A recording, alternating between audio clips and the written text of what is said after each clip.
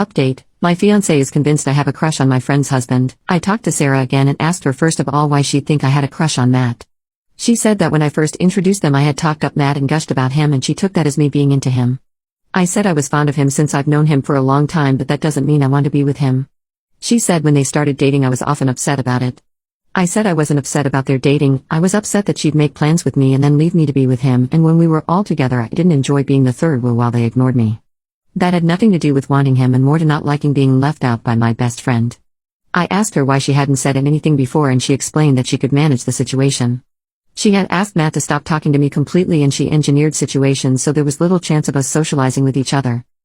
I asked her, now that I have explained that I never had a crush on Matt, can you please talk to Jack and tell him? She said she didn't want to lie.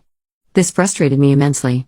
She could ignore this imaginary crush for years and manipulate me, but won't talk to my fiancé to help my relationship. I told her I was done being her friend. Thinking back, I was always doing stuff for her and she used me but did little for me. Update 2. I wrote a long letter to Jack explaining the entire history of my relationship with Sarah and Matt with the recent screen caps. I asserted as best as I could that I had never pined after any guy and I loved him and he was my only choice. After days of silence, Jack agreed to talk to me.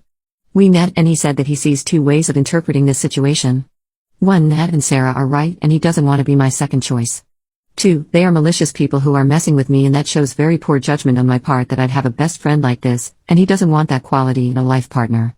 Either possibility leads to the same conclusion, that he wants to call off the engagement. He reminded me that I had represented Sarah as one of the most important people in my life. I'd jump up and help her all the time. I had once canceled plans with him to take care of her kid when the baby was sick.